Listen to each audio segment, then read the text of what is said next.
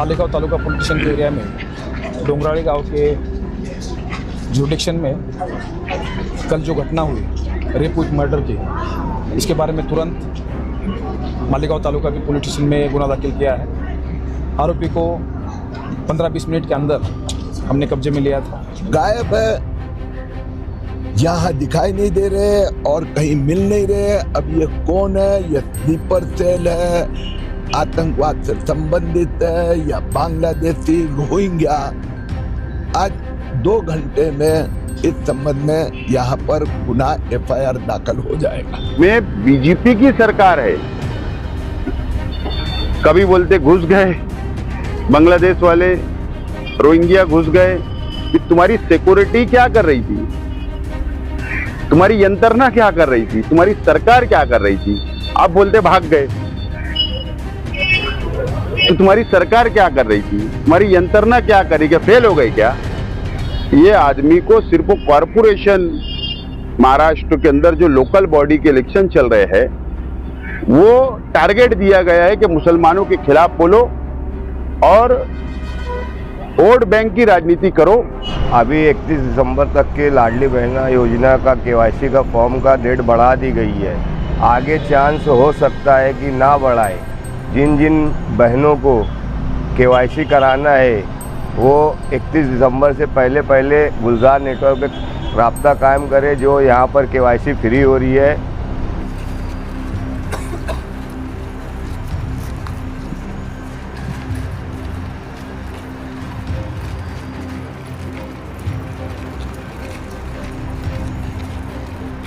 आप देख रहे हैं सैफ न्यूज़ मालेगांव।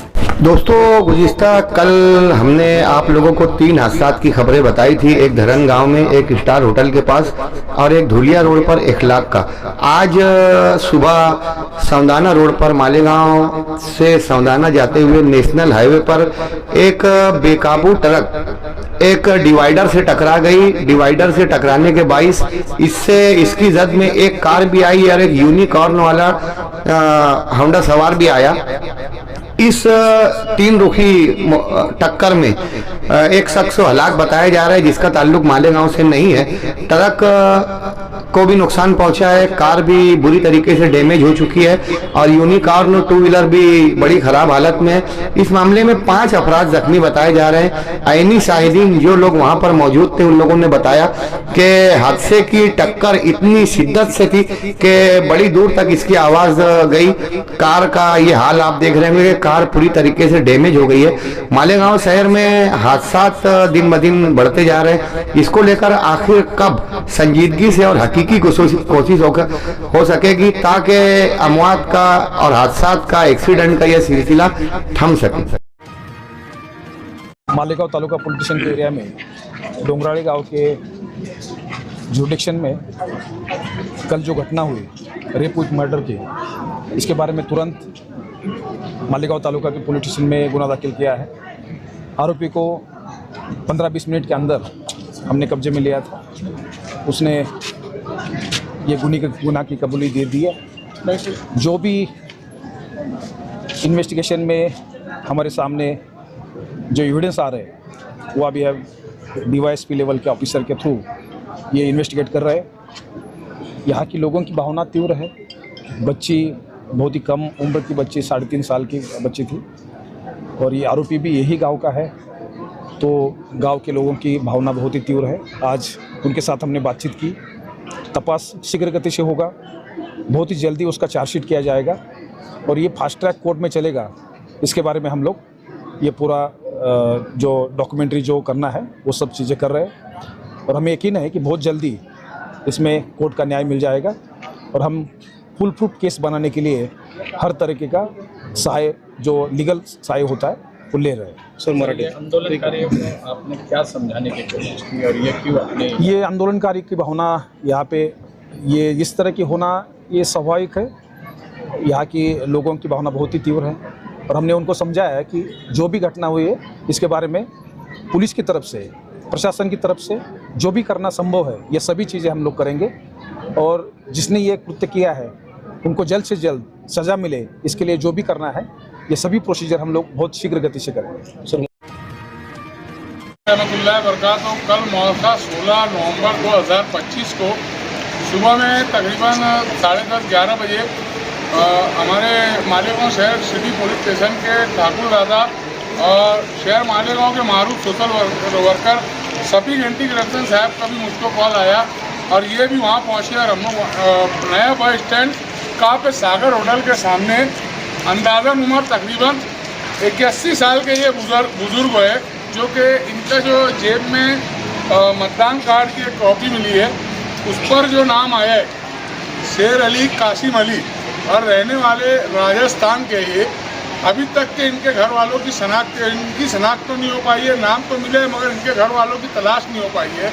हम लोगों ने कल से बहुत जो है कोशिश की, राजस्थान में कई लोगों से रब्ता किया, यहाँ तक कि वहाँ के पुलिस स्टेशन में भी हमने इनका फ़ोटो वगैरह डाला, मगर अभी तक के इनके घर वालों की मतलब तलाश नहीं हो सकी है। और कल से लेकर आज 24 घंटा हो चुका है और बॉडी डिकम्पोज होना शुरू हो गई है।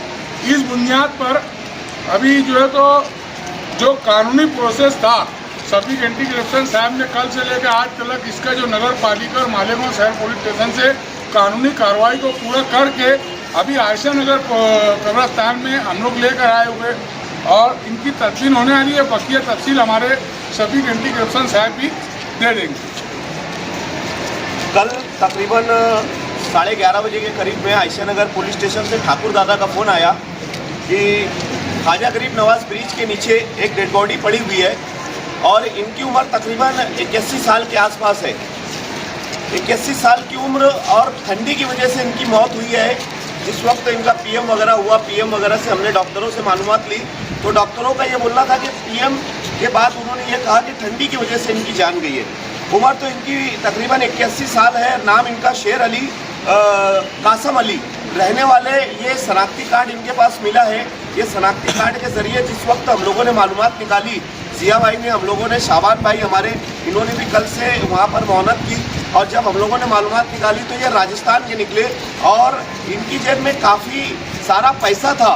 वो पैसा इन्होंने इनके हाथ से वहाँ पर होटल वाले को जिम्मेदारी दे के, काफ़ी सागर होटल वाले को जिम्मेदारी दे के वो पैसा अल्हम्दुलिल्लाह सुम्मा अल्हम्दुलिल्लाह पूरा पैसा उन्होंने मस्जिद में देने लगाया।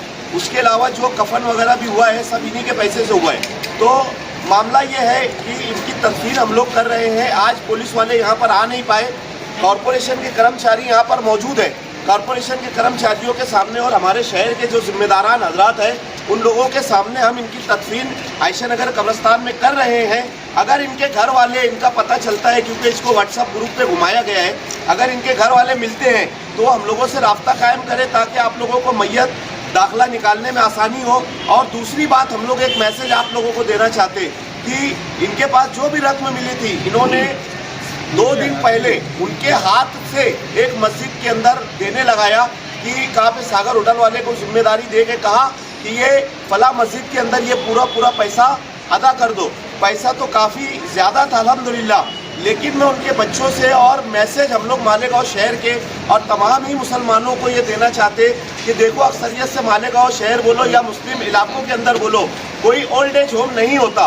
क्यों नहीं होता? क्योंकि हम लोग हमारे माँ बाप की देख रेख खुद करते। हमको रसूलुल्लाह का फरमान है कि अपने माँ बाप पर, अपने वालिदैन पर अगर वो ज़ईफ़ हो गए तो उन पर रहम करो और उनको देखो।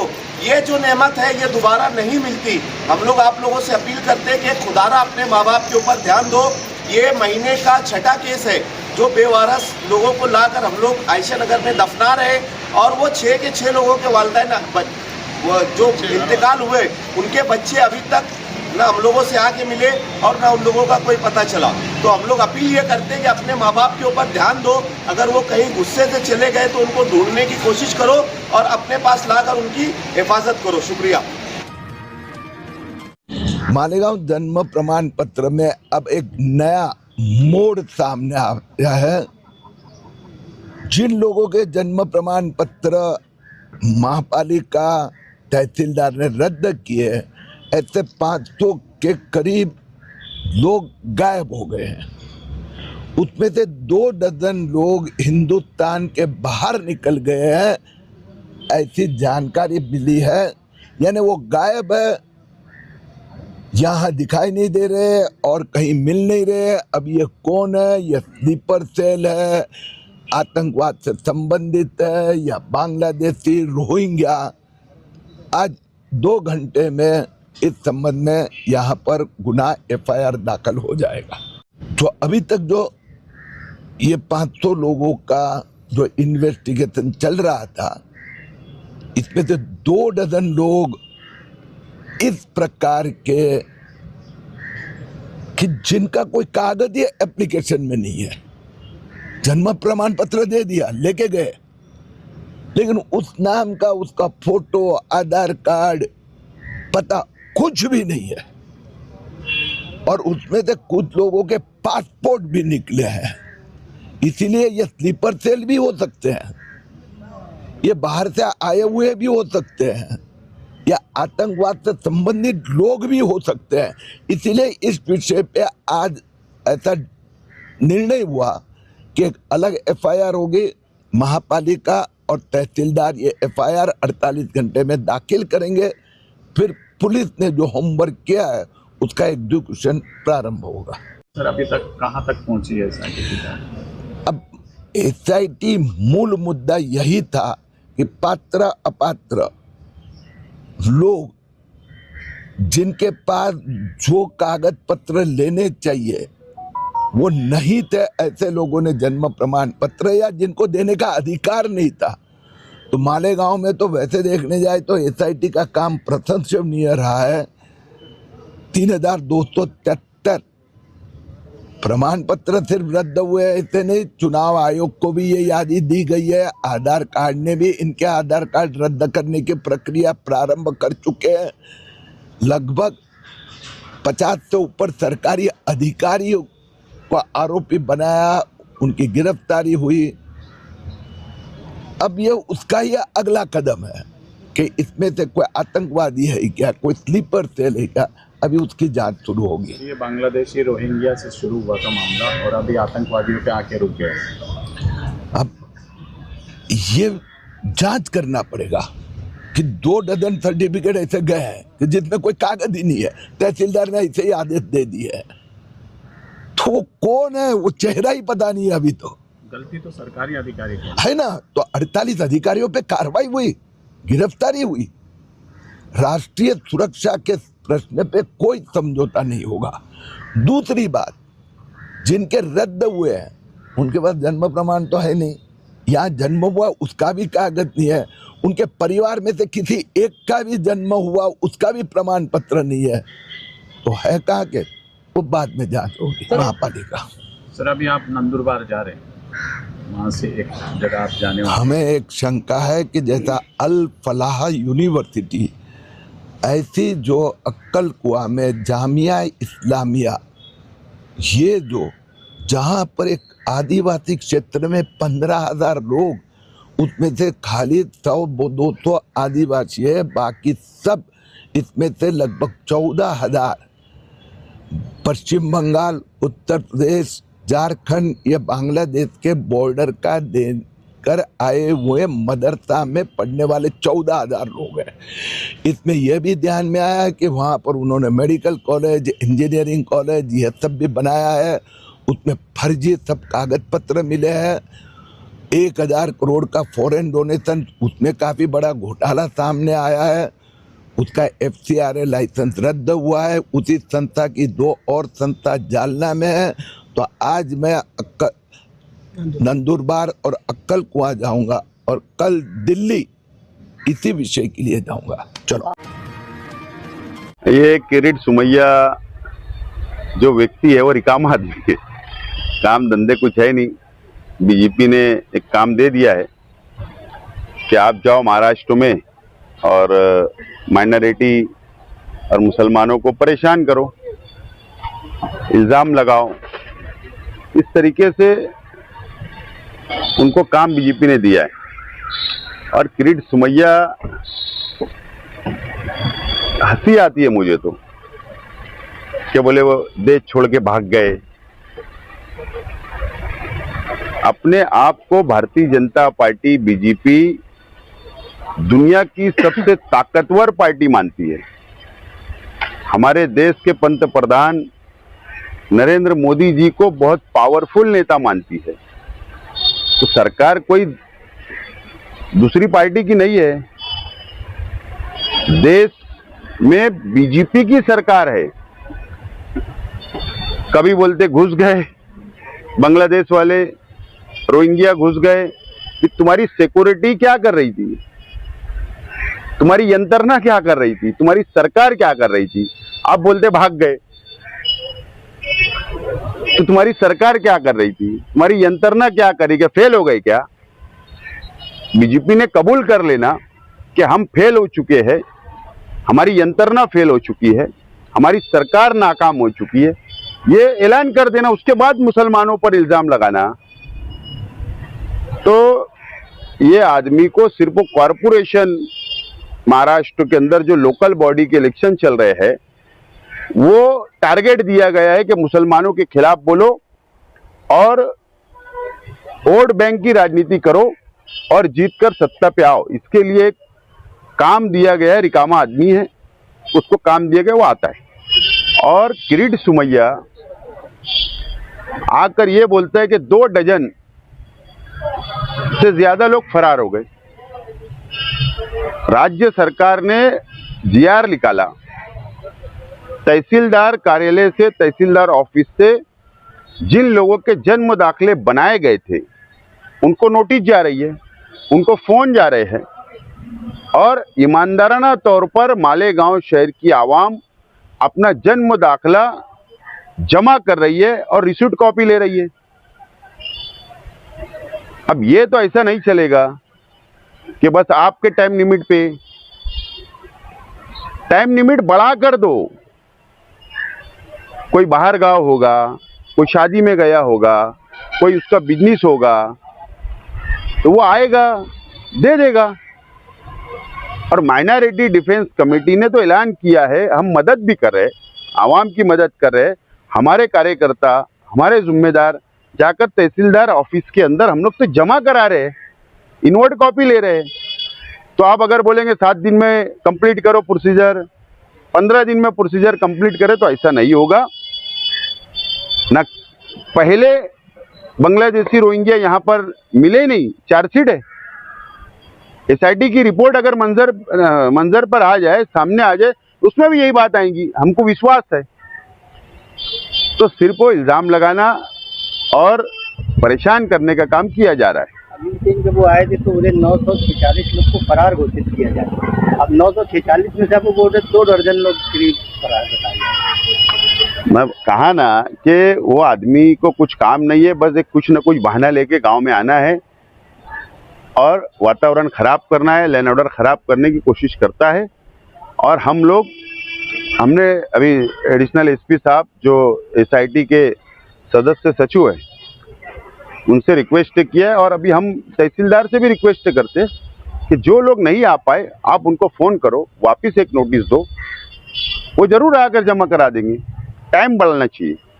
बाकी फिर तो माइनॉरिटी डिफेंस कमेटी हर तरीके की लड़ाई लड़ने के लिए, किरीट सुमैया सरकार जुल्म कर रही है, नाइंसाफ़ी कर रही है, उसके खिलाफ हम तो मैदान में है ही। हाईकोर्ट भी हम पहुंच गए जमानत के लिए, और ये लड़ाई लड़ते रहेंगे हम। मेडिकल कॉलेज और इंजीनियरिंग कॉलेज की चलते हैं, तो जिस तरह से अल्फला यूनिवर्सिटी में अभी दिल्ली के लोग पकड़े गए थे, उसी तरह से वहाँ की जांच भी होनी चाहिए। और बहुत से इल्ज़ाम उन्होंने लगाए और अभी उसी तरफ वो नंदुरबार की तरफ अभी निकल पड़े। नंदुरबार डिस्ट्रिक्ट में जो अक्कल कुआ है शहर, वहाँ पर जो मदरसा है, मेडिकल कॉलेज है, वो हिंदुस्तान की तारीखी मुकाम है, तारीखी मदरसा है, कॉलेज है। और वहाँ पर मैं खुद जाकर आया हूँ उस मदरसे के अंदर। मैंने देखा वहाँ पर कि हमारी हिंदू बहनें भी वहाँ काम करती है, हिंदू भाई भी वहाँ काम करते हैं। जो ज़मीन के ऊपर मदरसा बना है, कॉलेज बनी है, ये आदिवासी भाइयों की कोई ज़मीन नहीं है वहाँ पर, ये सब खरीदी हुई ज़मीन है, मेरी मालूमात है। लेकिन अगर किसी मदरसे को टारगेट करना, मस्जिद को टारगेट करना, रोहिंग्या बांग्लादेशी का इल्ज़ाम लगाना, मैंने कहा ना कि अभी चुनाव है, मतदान होने वाले अभी 2 दिसंबर को, तो अब वहाँ पर कैसे माहौल ख़राब हो, हिंदू मुसलमान कैसे किए जाए, यही हेतु से यही सोचकर किरीट सोमैया रिकामा आदमी है, वो महाराष्ट्र का दौरा कर रहा है। ऐसा है कि एसआईटी किरीट सोमैया की डिमांड पर बनाई गई है। एसआईटी ने अपना काम मुकम्मल कर दिया, रिपोर्ट सरकार को सौंप दी है। अब सरकार की जिम्मेदारी है कि वो सामने लाई जाए, और इसलिए सरकार उसको दबा रही है, सामने नहीं ला रही है, क्योंकि सच सामने आ जाएगा, किरीट सोमैया का झूठ पकड़ा जाएगा, सरकार का झूठ पकड़ा जाएगा। इसके लिए एसआईटी की रिपोर्ट को सामने नहीं लाया जा रहा है, डिक्लेयर नहीं किया जा रहा है, उसको दबाने की कोशिश की जा रही है। अभी 31 दिसंबर तक के लाडली बहना योजना का केवाईसी का फॉर्म का डेट बढ़ा दी गई है। आगे चांस हो सकता है कि ना बढ़ाए। जिन जिन बहनों को केवाईसी कराना है वो 31 दिसंबर से पहले गुलजार नेटवर्क पे राब्ता कायम करे, जो यहाँ पर केवाईसी फ्री हो रही है, और जो भी है उससे पहले कर ले। बाद में अगर गवर्नमेंट मौका नहीं देती है तो अपने पैसे से हाथ धो बैठेंगे। अभी गवर्नमेंट ने इसकी तारीख की जो मुद्दत है केवाईसी करने की, वो अभी 31 दिसंबर 2025 तक के कर दी है। तो जिन जिन लाडली बहनों ने केवाईसी नहीं करवाया है वो फ़ौरन से अपने आधार कार्ड और अपने हस्बैंड का आधार कार्ड लेकर गुलजार नेटवर्क पर राब्ता कायम करे, कुसुम्बर रोड, मस्जिद या रसूलुल्लाह के सामने।